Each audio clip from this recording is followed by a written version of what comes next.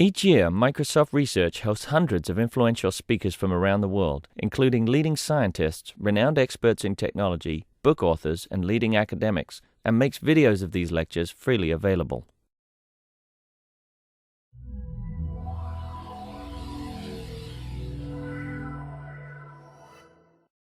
Honored today to have Joan Morris D'Amico visiting from the MIT Media Lab.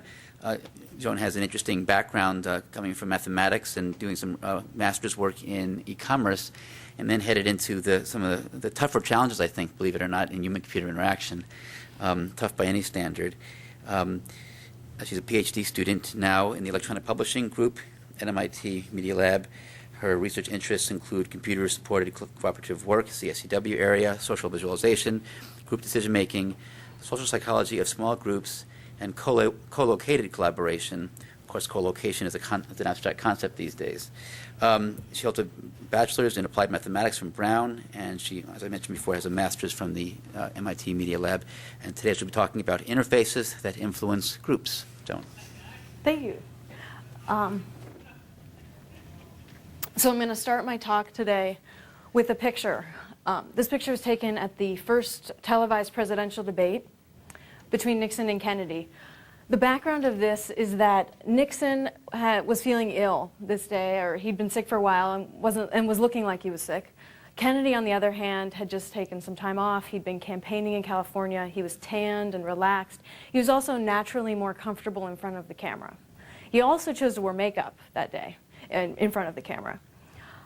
So the people who heard this debate on the radio, and actually the debate moderator as well, declared that Nixon was the winner of the debate. But the majority of Americans who watched this debate on television determined that Kennedy was the winner. And some people even credit this to Kennedy's eventual win of the election. The point of this is that the television audience saw the debate through a frame, through a particular context. And that context changed the way they thought about the decision that they had in front of them. So we always make our decisions within a particular context, and that's the theme of my talk today. And behavioral economists refer to this as decision framing. The general idea of decision framing is that a very small change in the presentation of a decision can produce a very large change in the eventual choice that you make. So the theme that I'm interested in is how can technology change our frame and the frame that we make our decisions in. We already integrate technology into our collaboration activities now with the tools that we use to communicate, and then down to the information devices that we're bringing into our meetings with our laptops and handhelds that are present with us all the time. These things are being brought into our environment and changing the way we think about the decisions that we make. So my claim is that as a designer of collaboration tools, we always need to design with attention to how we may be changing the decision frames around us.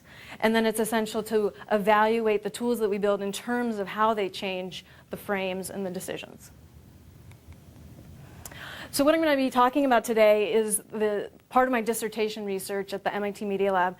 As Eric said, I've been working in the electronic publishing group. I'm also working with part of my work has been with Judith Donath in the sociable media group and Roz Picard in the affective computing group. A lot of my work also has been working with a Harvard psychologist who's an expert on teams named Richard Hackman. My research methodology is a combination of both building tools and then evaluating them in terms of how they impact group behavior. What I'm going to present to you today are two different applications that use this concept of decision framing. And with those tools, I'm going to present two different behavioral experiments and show how they change group behavior. And then I'm going to talk about future research, and how my questions are really motivated by both technology and group interaction. Here's a short outline. So I'm going to talk a little bit more about my research motivation, and then I'm going to present two applications that I refer to as the second messenger applications, and then I'm going to talk about next directions. To tie this concept of decision framing to other applications that you're aware of, I want to give you just a few examples. So one way, all of these examples up here I see as technology that changes the way we make our decisions. But another way of describing these would be called awareness applications. First one would be your I Am Buddy list. Just knowing the availability of your friends online or offline or away influences how and when you decide to contact them. The top example is One example of an application that shows co-located groups in the same setting, where they are located currently, with whether they're in the office, how active they are. And this is a way of helping groups figure out how to have more serendipitous collaborations. Again, changing how and when you contact people. The bottom example is the first example I know of an ambient display. It was an art installation where a string was hanging from a ceiling and spun in relation to the speed of network traffic. This is an example of bringing outside data and making it more visible, but in an ambient way, so that you can still attend to what you're interested in and what you're doing, but you can incorporate new sources of information into your decisions you make. The last one is a biofeedback toy. This is the Squeeze Me toy. When you squeeze it, it reveals your heart rate, and it's a toy for kids to get more in touch with their heart rate so that they can learn to control it and control stress. I think this is an interesting one because it's bringing inside information out. It's bringing your internal state to a visible state so that you can make more intelligent choices about your own internal state. The particular domain that I'm interested in is collaboration, but then focused from there, it's group decision making and how when groups come together, they often don't live up to their potential. So there are lots of reasons why groups come together. There's this pooling of resources and expertise and skills and background. There are lots of benefits of people coming together and working together. But decades of research of both real-world groups and lab experiments have shown that groups rarely harness the full potential of their collaboration and of their skills. So one way of looking at this is Irving Janis came up with the term groupthink to describe a very particular type of group failure. He was looking at political fiascos of the 60s and 70s and found that when dissent is discouraged in a group, when the group's really getting along, so there's a high coherence in the group, and when there's one viewpoint dominating the discussion, one idea, it leads to that the alternative ideas and the other options to the decision are rarely discussed, and this can increase the probability of making a severely flawed decision, even though these people are highly skilled and trained in this topic. After the Challenger disaster happened, Janis explained how the disaster could be explained through this concept of groupthink, that the culture was such at NASA that the management would not entertain the option of not launching the shuttle that day. There was such a culture of we must launch and we must believe in the strength of NASA and our ability to persevere that they couldn't cancel the shuttle that day. Unfortunately, the Columbia disaster is now also given as an example of groupthink because there was evidence of the damage done to the siding from the foam. But the difficulty is that the culture was such that that type of information was not encouraged in the group discussion. So the question is, can we reframe group decision making? Social psychologists say yes, you can fix this problem. All you have to do is encourage groups to talk about multiple viewpoints when they're making a decision, and then you need to get the groups to constantly be vigilant in their consideration of other ideas and opinions. Unfortunately, it's very hard for groups to remember to do this, particularly when they're getting along. Unless there's a trained facilitator in the room saying, well, whoops, we need to keep all those options in mind. So my approach is to think about how can technology help us with this problem? Is there a way that technology can discover the patterns in our interactions and then make us more aware of the imbalances that are going on? What I'm going to show you today are some interfaces that I've built that do a first step at this, reveal some interaction patterns that are going on in the room, and then through the revealing of those patterns to the group, change the way the group participate, the individual participation behavior, and then also the process that the group's using for group decision making. I'm going to be presenting two applications, and I refer to them as the second messenger applications, and that's because of the role that these applications play in a meeting. They're all designed for face-to-face meetings, so the individuals in the meeting are the primary messengers of the ideas and of the opinions. But the role of this technology is secondary. It's off to the side. Its role is to provide a new channel of information that the group can access when they need to, but the people are the dominant channel of communication. The first one is an ambient display that shows how much everyone's been speaking in the room. So it's very simple feedback about participation levels in a meeting. Everyone's wearing a headset microphone that's doing just volume detection. So I'm not even doing full audio collection. It's just when you're speaking versus not. Noise canceling headset. the question I had with this application is, would it have any impact on face-to-face interaction? Would people be distracted by it, or would they just completely ignore it? Would it change their behavior? Would it change the social dynamics between the individuals? Here's the video. Let's see if it works.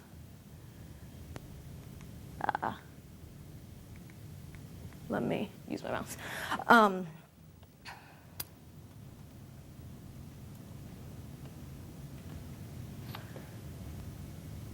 Okay. So the way it works is when one person speaks, their bar goes up and the others go down. So it shows you relative participation. The dots across the screen show a 30-second summary of how much of who's been speaking in the last 30 seconds. The labels on here, over, participating, under, get back to the idea of framing. This is a deliberate choice. It's sending a very deliberate message because I wanted to see if it would do anything. This message being that equal participation isn't ideal. That's not what I believe for all meetings, of course, but the test was if you send that message, what happens to the group? That's being renormalized to like 100%? Yeah, everything's normalized to 100%. So when one bar goes up, the others go down. So the middle, this is 25%. My hypothesis was that if you show this to a group, the blue bar would come down and the yellow bar would go up. So this is the experiment I designed. Like I said, the hypothesis was that the extremes would come down to the average. I also didn't think that this would distract from a task. If it's off to the side, you don't need to attend to it. It's not going to take you away from the decision you have. The task that I gave groups was taken from social psychology. It's known as a hidden profile task. Everyone was given some information about a decision, but some of the information only certain people knew. So the task was to get that information out and get it shared, and then the group could make the correct decision. And it's a replication of a real-world problem where groups tend to talk about what everybody knows, but not the information that only one person knows. It's a lot harder to get that into the central conversation. Another particular aspect of this task is that one of the group of 4 members had all that the good hidden information. So they had a more important role, but they didn't know that until the group started talking, and then they would reveal that information. The tasks were 2 tasks. One was read a profile of 3 different students and decide which one should be admitted into MIT as an undergrad. And then the other one was read a description of 3 different Boston neighborhoods and decide where you want to open a 24-hour convenience store. People got really excited about these tasks. The subjects were drawn from the MIT community. The setup of the experiment was the control condition, people came in and did both of these tasks and never saw the display. And then in the experimental condition, they would do a task, and then we would bring out the display, and they'd have it present during the second task. All right, so here's the results. Here's one result slide. I'm going to go through this kind of slowly to explain it. The heights of these bars show the change in participation between the first task and the second task. So when the bar is below the horizon, it means that they spoke less on the second task. And when the bar is above the horizon, it means they spoke more on the second task. I divided every person in the study into one of 3 categories: over participating, middle participating, and under participating. Those are determined by the mean and standard deviation. So the over and unders were the extreme ends of the distribution. The first one I'm going to talk about is the over participators. So both of them, both the control, which is white, and the experimental, which is green, came down. They each came down to a significant level. So with or without the display, they're going to say less on a second task, just a regression towards the mean concept. But when the display was there, they came down to a greater level, and it was a significantly different level than the control. So we got them to come down further. Were they told anything? Like, I mean, I'm just curious as to what might explain why they reduced. Like, did they get any feedback, like, from the other members of, like, oh, you know, you're just tough or something like that? Well, I've had real groups and experimental groups use this interface. In experimental settings, and in this entire experiment, no one ever said anything about the display. There was never any explicit discussion. I think that has to do with the subject culture. I was thinking of the control group, actually. Like, so were they not as political? Because it was kind of surprising that they actually reduced the second task.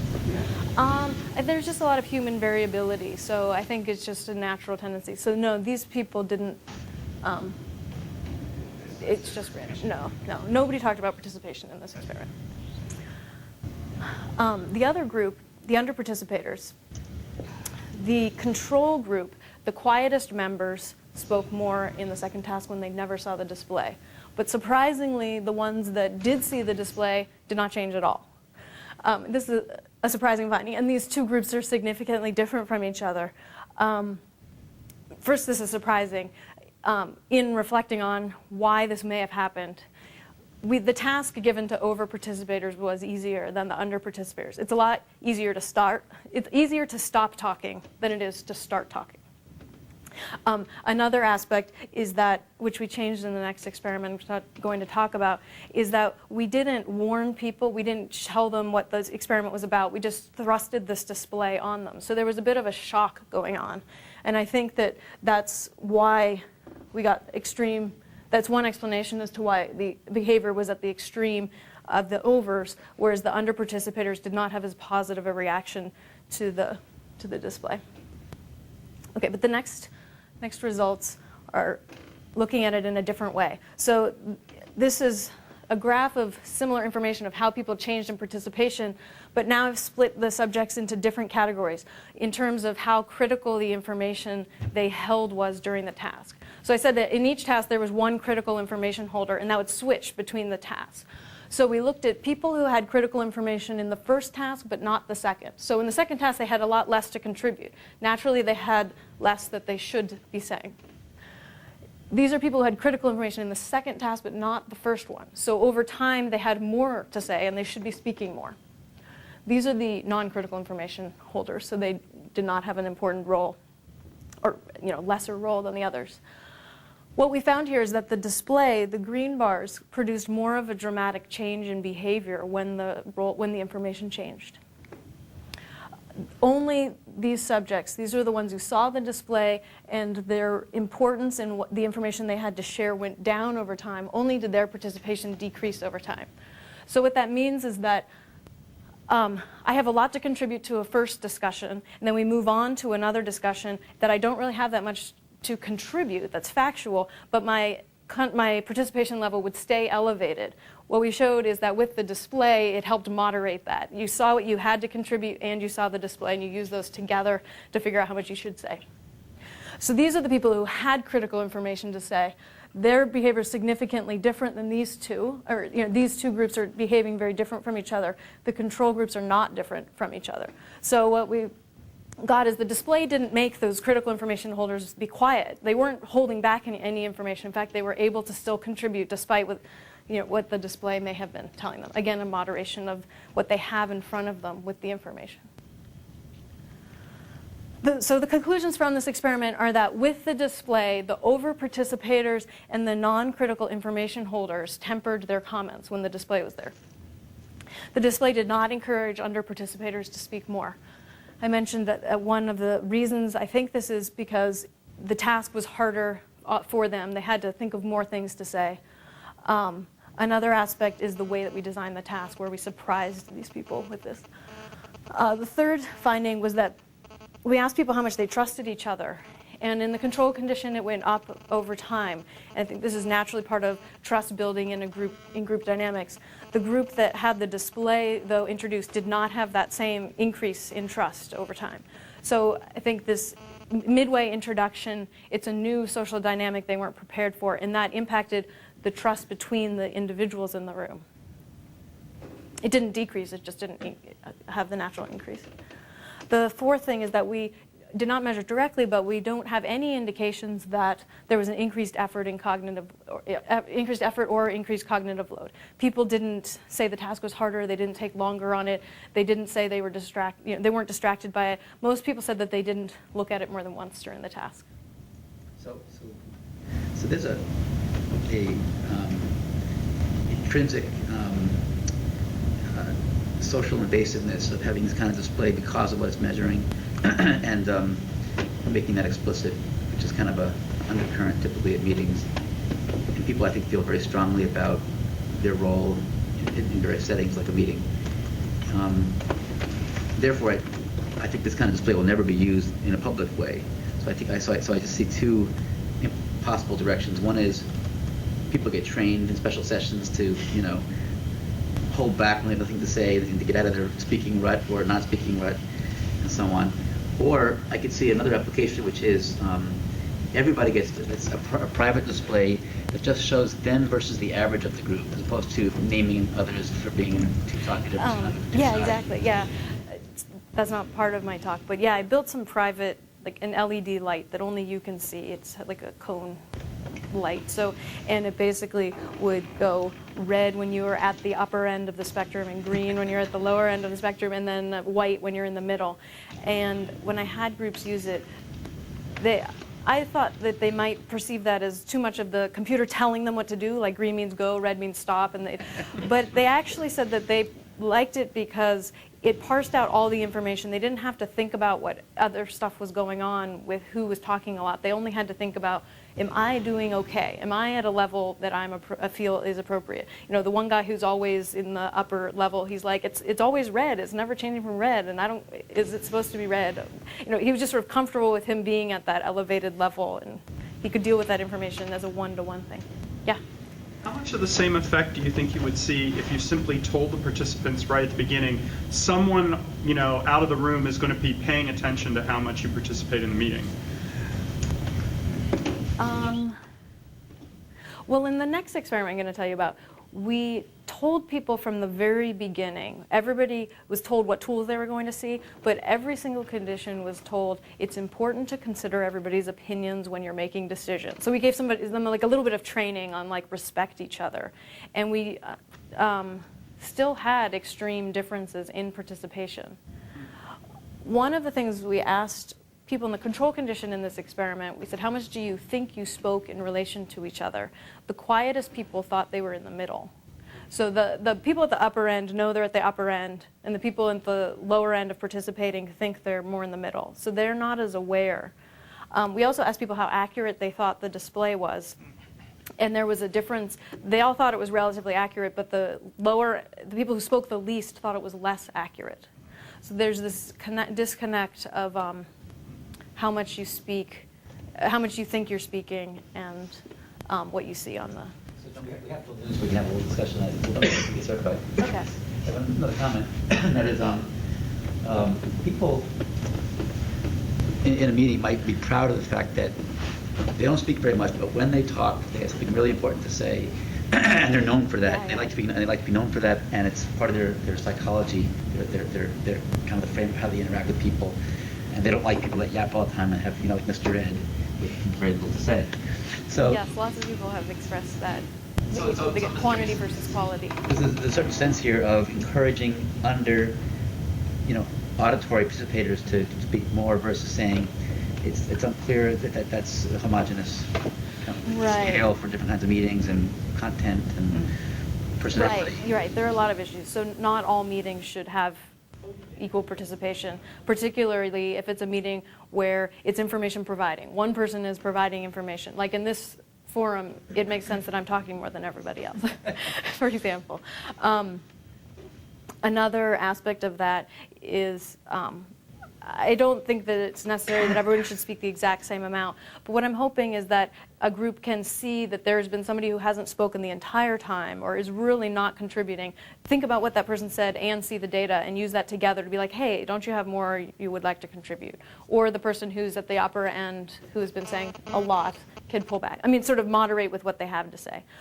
I have with the next experiment some findings that show how much people speak correlates a lot with different perceptions of their contributions to the meeting.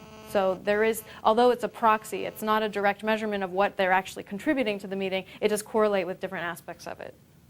So just a stupid question.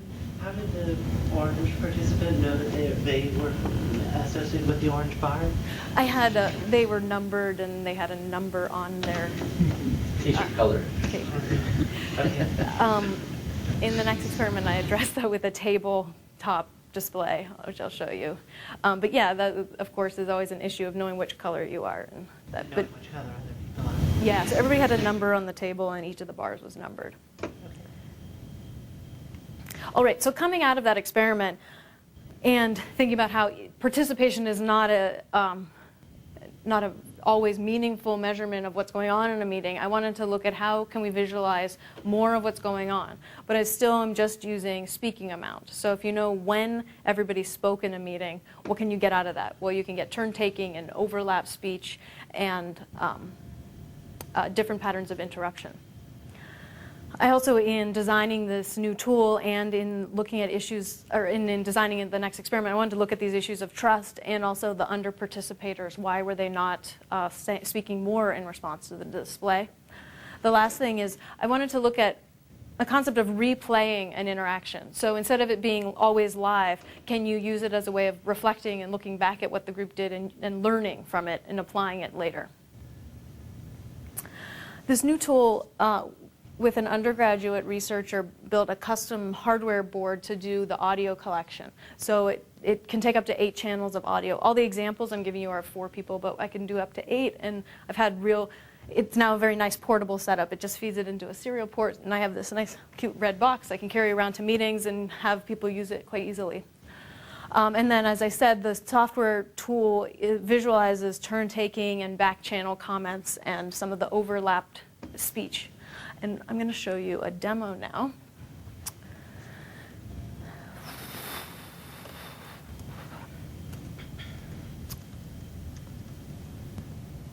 Okay, so this is the software application. It visualizes the same meeting data in there are 5 buttons along the bottom in 5 different ways. So what I'm going to do is replay an interaction of 4 people talking. This is them getting their meeting started. And this is this is the meeting getting started. It's showing you a 2-minute time slice sliding by. So you have a view of what's been happening in the recent history. This is similar to the previous experiment, but it took away the over and under explicit message. Another aspect of this is now in each of the visualizations you can make it anonymous. So this was to address that it's not necessarily important to finger point so much, but maybe you just want to highlight the designated speaker in the meeting and just get a general sense of how much feedback are you getting from the other people in the meeting. Okay. So the next visualization, this one is completely anonymous. This is a fan, and the width of the fan is the standard deviation of the height of the bars. So the wider the fan, it's measuring the highest bar to the lowest bar on the histogram. And the way, let me rewind to that moment. So the idea is that a group could use it and not know who's been speaking a lot or a little, but they'll see a moment like that and be like, well, we haven't been hearing from some people. Why don't we check in and get some feedback? If I go over the histogram, you can see that this person dropped off right then and hadn't spoken in the last 2 minutes. Okay, so let me skip ahead to this one. This display, each person's represented by a circle, and you can arrange them as they're seated. And this gets to some of the issues of figuring out who's who. So groups could use this with a table display. And the idea of the gray circle is just to give the group more of make them more cohesive. Another aspect of the circles is that it's easy to do huge comparisons. You can see that green is bigger than blue, yellow, and red, but you can't tell finite comparisons. And one of the issues of the bar graph is that people would do very finite comparisons of who was exactly higher or lower. And that wasn't so much the point, but the point is when are there huge imbalances. So this was getting to some of that. Also, if you click on each of these, the gray part of the circle is showing when that person was speaking, how much were other people speaking. So it's interesting when there are different proportions. Let me fast forward to a moment okay, here's a moment where half of what Blue has been saying has been over or under talk with somebody else, whereas these people have a much lower proportion. If we click again, we can see who exactly it was, who was speaking. So it's reciprocal. So the the yellow area on the green circle is replicated on the green part of the yellow circle. So we don't know, there's no hierarchy revealed here, but we're just showing who is speaking while each other is speaking. And this could be, so we commonly think of this as interrupt, but really it's more of the affirmative statements you make while somebody else is talking. When you agree and you follow on with another point, there's a lot of overlap speech going on. Also, laughter is a point when everybody is going to have, it's going to be visualized as overlap speech. And did you, the paradigm typically, these displays are made for use in a monitoring setting and awareness versus an alerting setting, like Eric, shut up, you're speaking too much now. Like once in a while pops up and it's giving me a threshold to reach. Right, yeah, I very much have not done it as an alert system, but more as a reflection, so that you can take from this what you want. I mean, one aspect, let me fast forward to a moment. Okay, so something to know in this, which a group could explain, like what they could add their own knowledge onto this, is that there's no red in the green circle and there's no green in the red circle. And what that typically means is that those people are not on the same side of a discussion. It doesn't necessarily mean animosity, but it means that they're not verbally agreeing with each other and talking over each other as they explain a point. Whereas there seems to be much more synergy between the blue and the yellow. You mean engagement, because disagreement could be quite mixed. Well, okay, in the groups I've used, there is not, the disagreement is not explicit. It's more, this is more of a measurement of agreement. Because in most settings, or at least in experimental settings when you're paying subjects, they want to get along and be pleasant with each other. So when they don't, it's more of a subtle silence versus aggressive. But in general, in the wild, fervent disagreements would be quite mixed. Well, I'm not sure now. I was trying to talk over you. No. Yes. Okay, moving on to the last one. This is an explicit timeline, so let me play a little bit. It's the 4 people on the left side, and it's blue when they were speaking, and this is a 2-minute time slice sliding by. It's red, the vertical red lines are highlighting when 2 or more people spoke. So this is a way that you can see exactly what happened. Like up here you have yellow had a turn, then red, then green, then a little red, and then back to blue, blue, etc. The interface also lets you see the whole meeting. So this is the whole conversation. Oh wait, let me go to the end. This group talked, like it's down there, so they talked for 17 minutes, and this is their whole meeting compressed into one view. And so what you can get from this, or after seeing different types of meetings, is a general idea of how fast the turn taking is and how much red is there, how much overlap was there. And generally, the more overlapped speech, the more animated and less rigid the conversation was. Okay, so that's the application.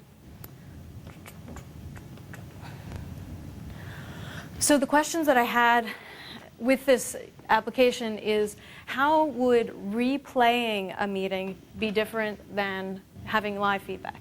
So something from work in social psychology, it's been shown that a good time for groups to reflect and improve on their interaction is at a midpoint, halfway through a task or a project. If you think of a 6-month project, it's good to have a review point where you say, okay, going forward from here, what do we want to do? So if you compress that into an experimental setting, you give a group 2 tasks. In between the first task and the second task is a good time for them to strategize for the next one. If you give them a tool at that point, how will that change their strategy for the next task? The other thing is, I wanted to look more at information sharing. So the tasks I designed in the previous experiment were too easy. Everybody figured it out. They shared all the information and got the right answer. So with this task, we buried the information more and made it so that they needed to, each person only knew 3 things. They knew, I think about 20 things that everybody knew, but 3 of the things they knew, only they knew. So it was a lot harder for them to get that information out. And then once it was out, they needed to integrate it with everybody else's information in order to figure out the right answer. So we wanted to figure out, could information sharing change with these tools? The setup for the experiment was we had one condition with real-time display where they had a tabletop where each person's participation was represented in the circle view. And then the replay condition where in between the 2 tasks, they saw a visual replay of their interaction. And it goes at 10 times the speed that it actually happened, so if they talked for 10 minutes, it wouldn't take long to replay it. The setup was, like I said, information sharing tasks again. It was the same school and store topics, but with well-hidden information. We didn't have a critical information holder this time. It was that the information was embedded and it had to come out. It was a 2x2 design, so some groups had no tools, some groups had the live replay, some groups had the replay, or some groups had the real-time, some groups had A, some groups had B, and some groups had A and B. And then again, we had 4-person groups doing this together. All right, so here is a first result slide. One of the things about groups, or quickly learn when you run studies with groups, is there's a lot of individual variation in how groups behave. So coming out of the gate, I had some people share 0 facts, and some people share up to 80% of the facts. So there's a lot of individual variation in the style of a group, which explains why the error bars are so big on all of these graphs. This chart is showing how much information was shared on average in each of the different conditions. In general, people didn't share information that well. You know, they're at about 40% on the first task as an average.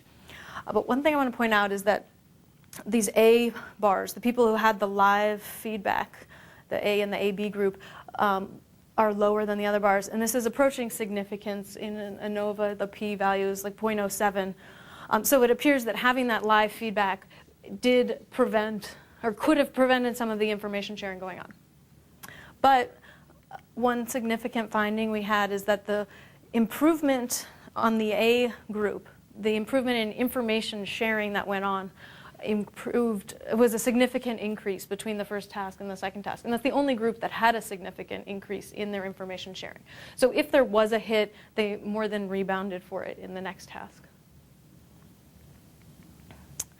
All right, so because there's this wide amount of variation amongst individual groups and how they information share, we divided them into high performers, middle performers, and low performers. So this graph is showing these are the best of the best. They shared 80% of the facts on the first task, immediately got the idea. These people were in the average, and these people were very low, barely figured out that there were facts to share at all.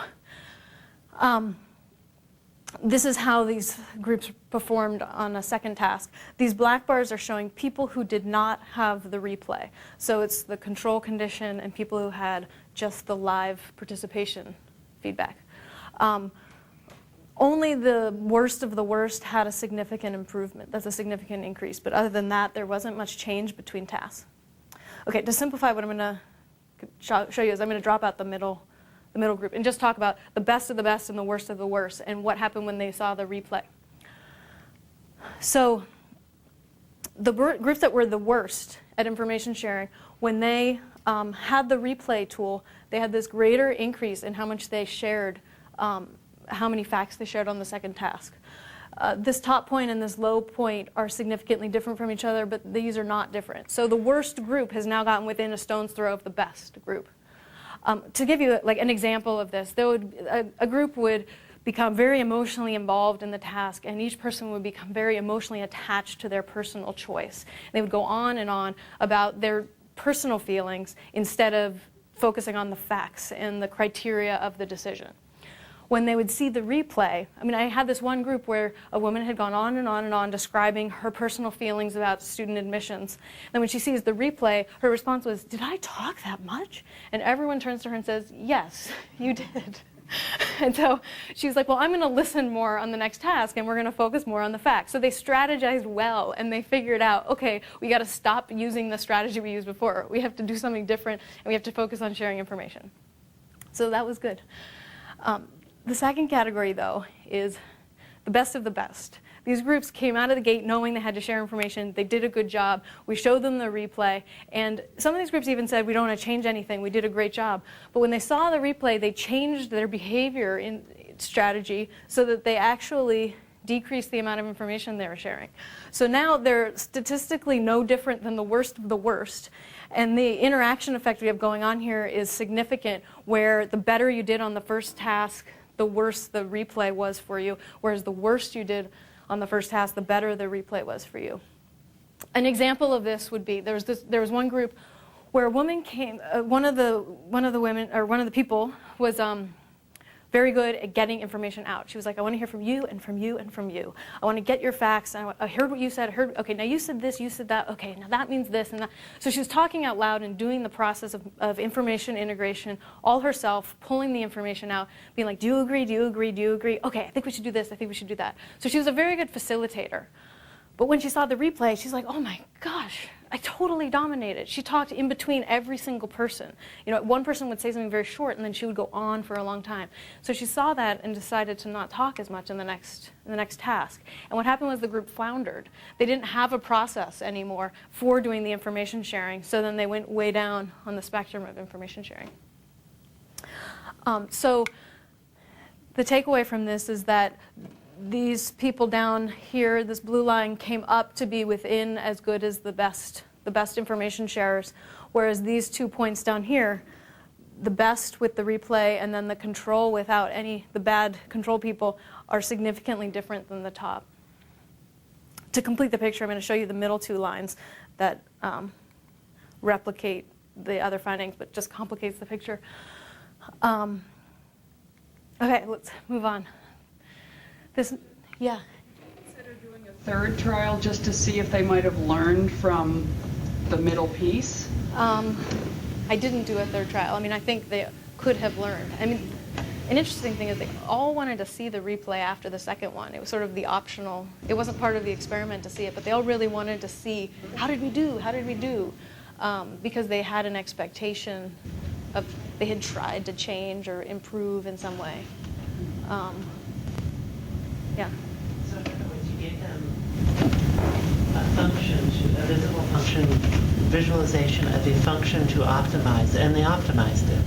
You said to balance your participation, and they balanced their participation. Yeah. And it seems like that's not necessarily the right goal. Yeah. Can you flip back to the previous one? Yeah.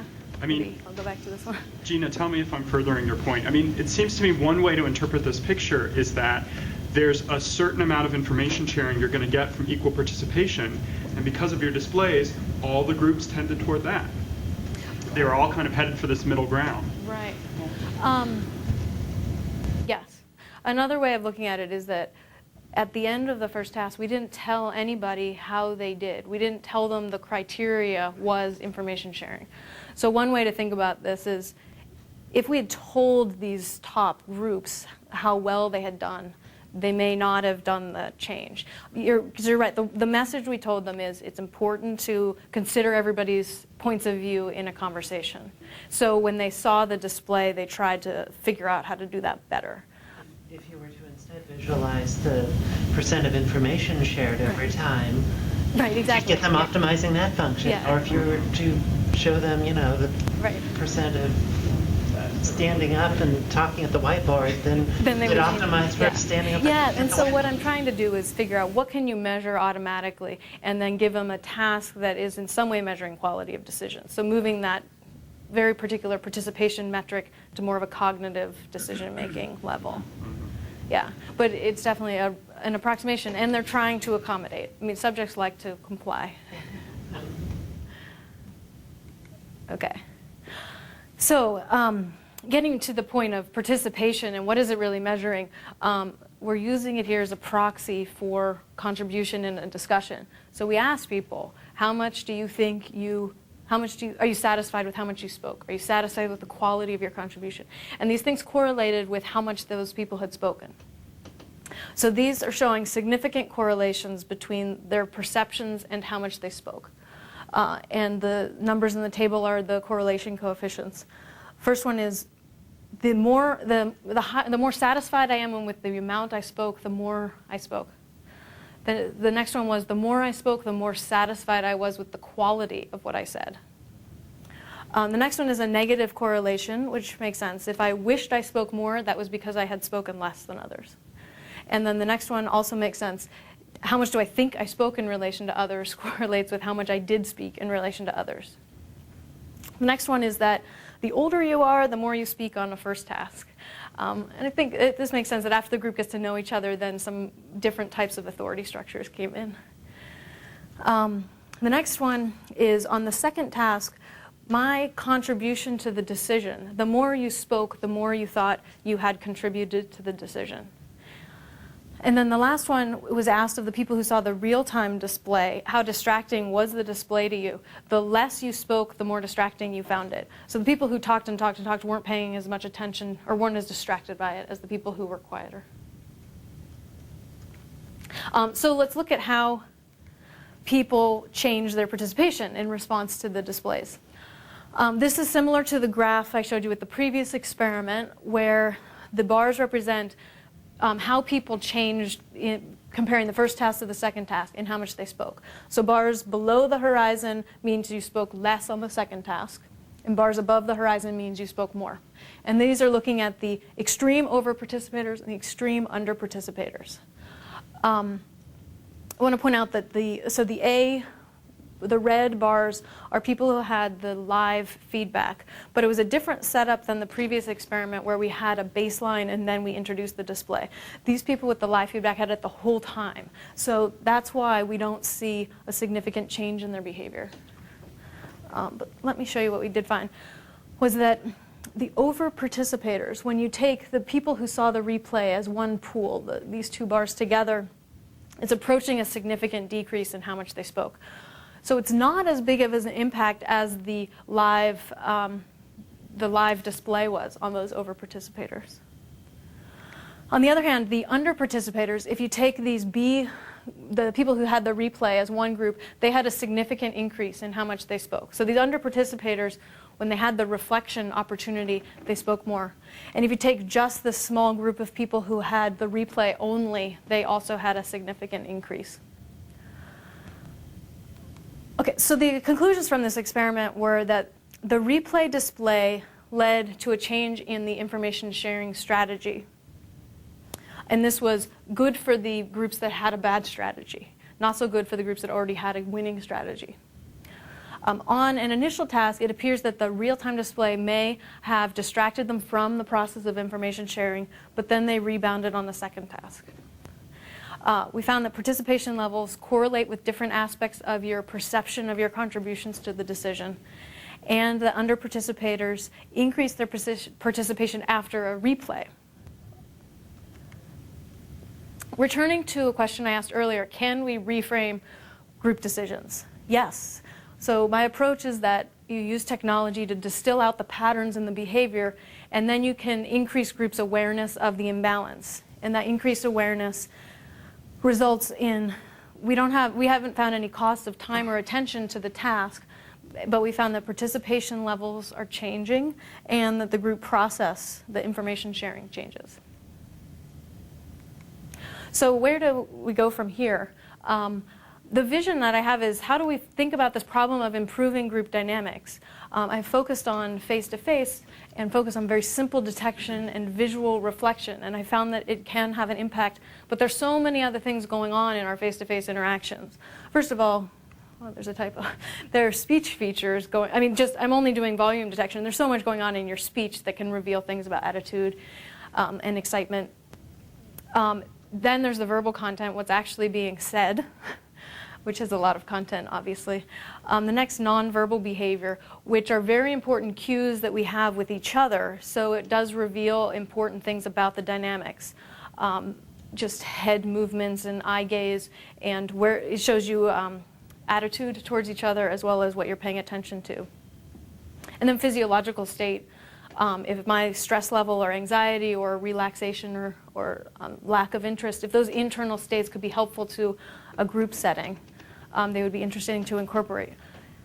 So the question is, how do we intervene if we have all of these things? Well, this is an outline of how to approach this problem. You try to figure out the roles that each person has in a meeting based on the things you sense. Then determine whether or not there's a crisis. Like, is there an information sharing crisis, or is there a bias going on in the conversation? Are the people ignoring somebody's point of view? Then figure out, how do you intervene? So I've chosen thus far to do a midpoint intervention because it's a natural point in the life cycle of a group. But there you could imagine trying to interrupt and deciding when the crisis was great enough that it warranted stopping the group's interaction. Penick's reflection tool. So I mentioned I built some LED lights that were a personal tool that you could look at to monitor. But you can also imagine tools that you would get at the end of the week that would show you how you were in every one of your meetings. So it's not group level, but rather your personal interaction in the meetings that you had the rest of the week. And then suggestions. So each of the tools that I've made are not making explicit suggestions. It's rather implied what the suggestions are. But perhaps you could think of when it's getting to a more content-based advice of you need to consider these ideas or you need to share more information, suggestions could become more explicit. I'm going to give you some examples of how these things can be used quickly. Verbal content, there's so much potential if you could get an accurate voice transcript of a face-to-face conversation. And so this is where I started the second messenger project, was trying to use speech recognition to figure out what's going on in a meeting and then figure out the biases in the conversation. The tool used an off-the-shelf speech recognizer and then was doing a real-time text summary of some of the keywords, the verbs and the nouns that were being said in the meeting, and then it was filtering the words that appeared based on who said what. So it was attempting to increase the visibility of the under-participators' words. The idea was why replicate the audio channel? Why not try to switch up the hierarchy on the visual channel so that the people who speak the least get more visual presence? The application was like a whiteboarding application, and the words would appear as the meeting was going on. The words are captured with the voice recognizer, start falling down the screen, and then with a shared mouse you can save the words on the screen that you want to capture. They're color-coded to who was saying them, but then once you capture them, they were an identity-neutral color. So it's a very active application, and every time I would try to have a group use it, they would not be able to participate in the meeting because they would be watching the words falling. So there are a lot of issues of how do you integrate this rich data set into a live meeting. Also, there are a lot of technical challenges with getting the voice recognizer to accurately detect what's going on. Another example is physiological responses. So we have all these tools today that measure biofeedback for our own personal use to help us make better decisions about our own health and our own behavior. Can they be beneficial in a group context? Would it be helpful for everybody to know what the physiological state is of other people? With Ross Picard's group at the Media Lab has a skin conductivity glove called the Galvactivator, and I connected it up to an instant messaging client so that as you got excited, your text chat would be bigger and redder. The idea is just incorporating an emotional level into a text communication, and how would that change or hopefully augment people's understanding of each other in a chat context. So the research challenges with this work is there are obviously a lot of technical challenges in sensing all of these things, but the challenge that is most exciting to me is the social dynamics and the group responses to this type of feedback and trying to work through that problem. Like I mentioned that I've had real-world groups use this, and these groups agree to integrate it into their meetings, but I still have people in the meetings outright reject using it, and then people who are indifferent to having the information there. So how do you work through those issues?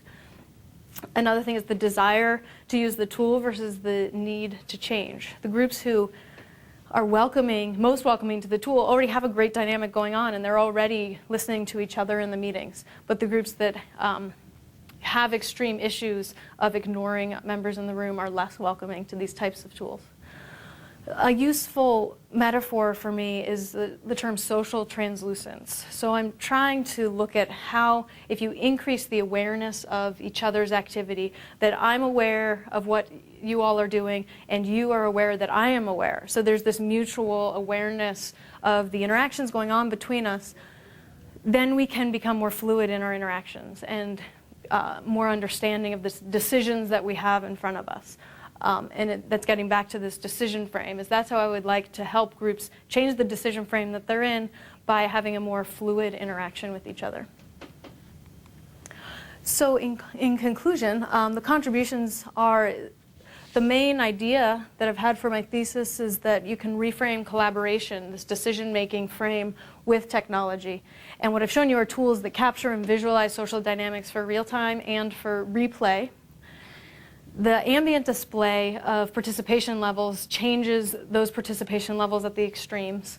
The visual information about group dynamics, a replaying of the dynamics, altered the way people did their group decision making. So they changed their strategy when they saw that. And then I want to continue to pursue these types of questions, motivated by both the technology and the challenges there, but then also the group psychology issues. So I'd love to get more questions, and if you want to download some more information, I have some papers online you can download. Thank you.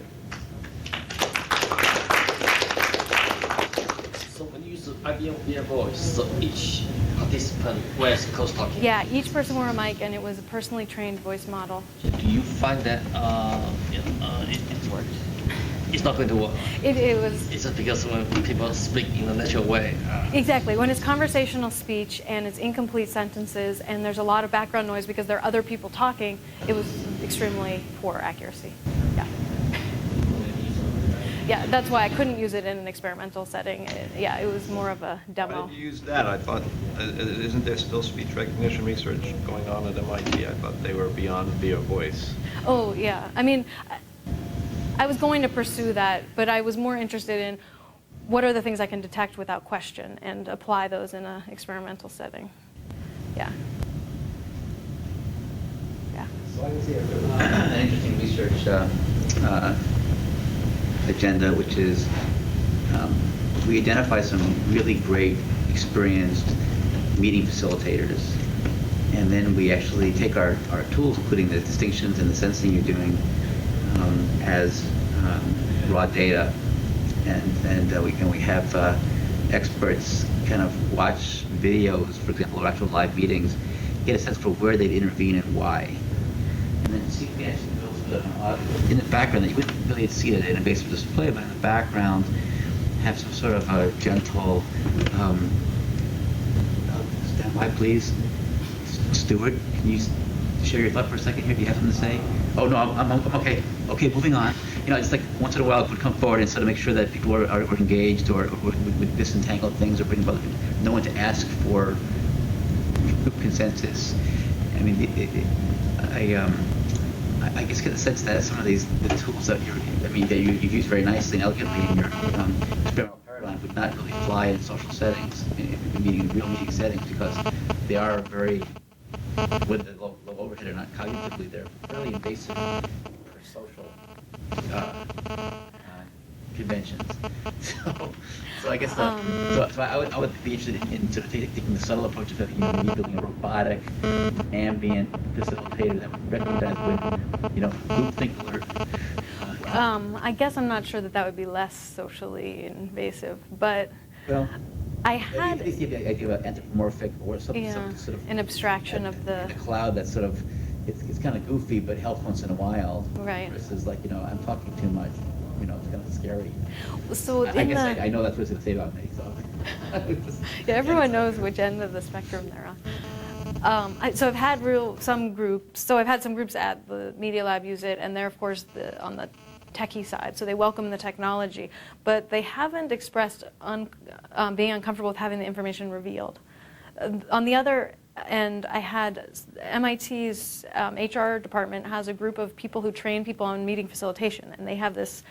So it's a group of facilitators, and they have weekly meetings, and I had them use it in their meeting, and they also were not uncomfortable using it. So they were not. I thought they would reject it because of the technology, but they were fine with it. What was interesting about them is that they're experts at this, so they don't need this tool. They're already checking in with each other. I mean, they're very much like, wait, we haven't heard from you, and you know something about this, right? So they're all very attuned to this type of participation, so they didn't need the tool. But what they thought it could be used for was because they go in as a facilitator to a group. You could give this to a group and have that facilitator watch it offline and check in with their own process. Like if the facilitator would want to spend 10 minutes hearing from everybody, they could use the tool to make sure they had done that appropriately. Or if they wanted to break into brainstorming, use the visualization to check in with their expertise and match up that. But yeah, there's a lot to learn from trained human facilitators because they do have like a gracefulness of knowing when to interrupt and when to help a group. Yeah.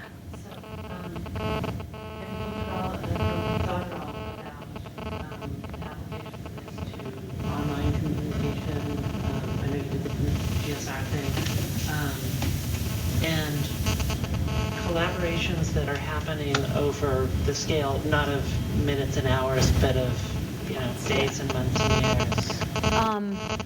Well, there's a lot of work in that area already with visualizing. So, I've worked with Judith Donith's and taken her classes. So I've looked, at visualizing online forums and that sort of thing. One thing I think would be interesting would be to integrate the different modes. So you have your verbal meeting, your face-to-face or conference calls, but integrate that in with the other types of communication that you're doing, like the emails, the group and one-on-one communications. And I think it would be interesting to visualize those patterns over time to get a more cohesive view. Because usually a team's life cycle is not entirely within a meeting context, but taken outside. So that's the aspect that I think would be interesting.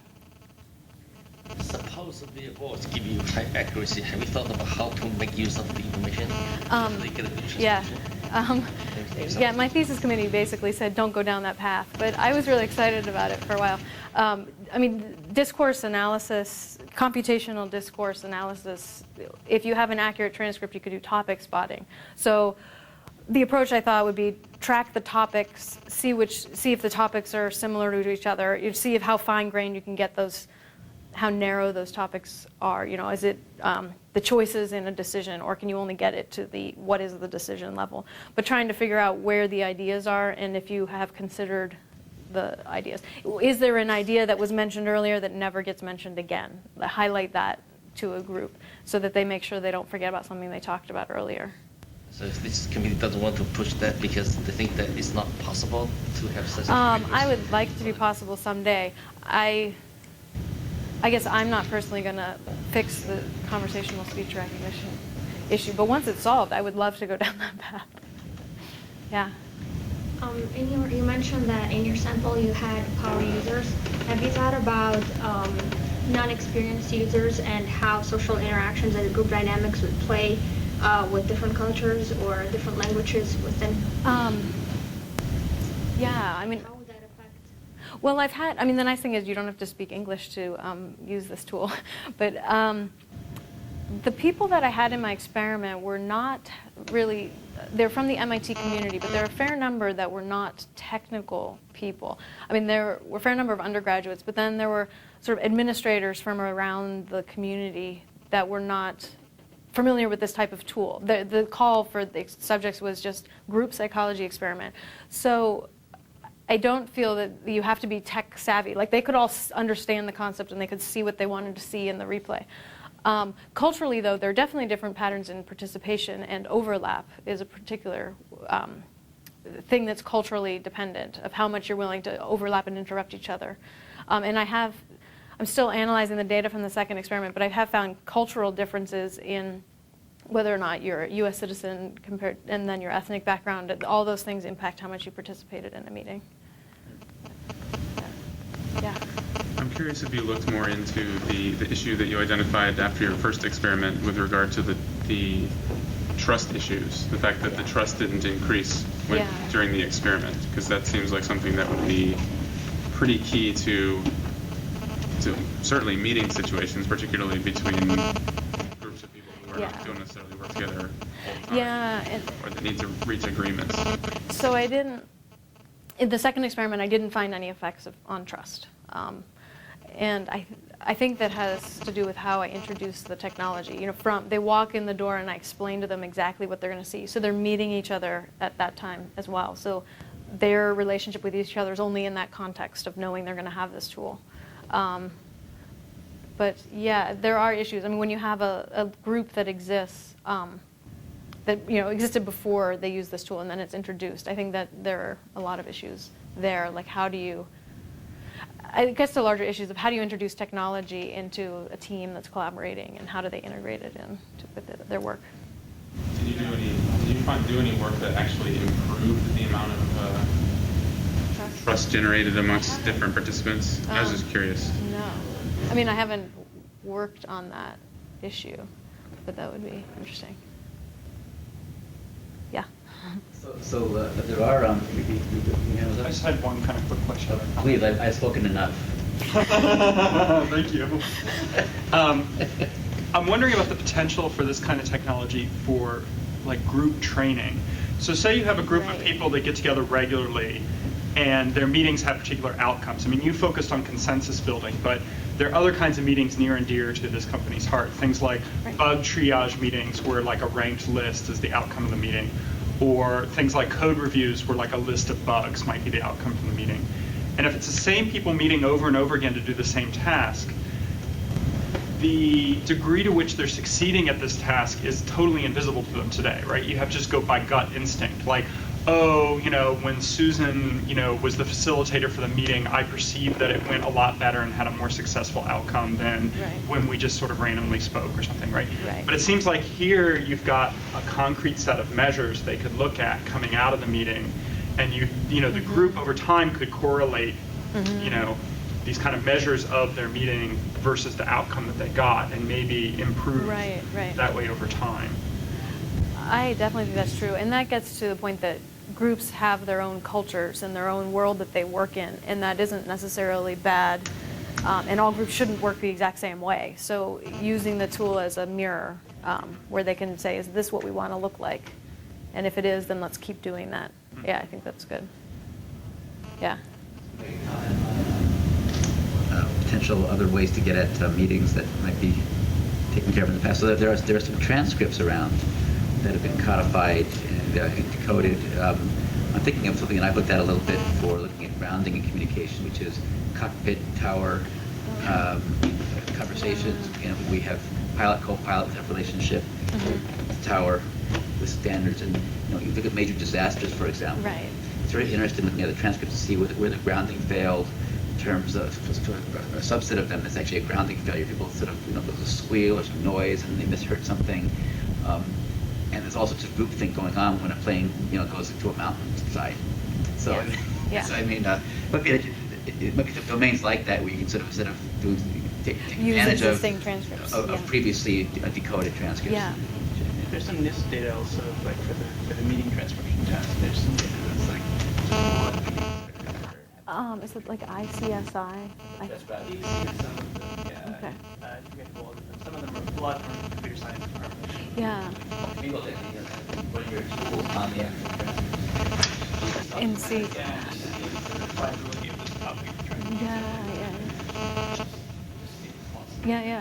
That'd be a fun thing. Yeah. That was definitely a good idea.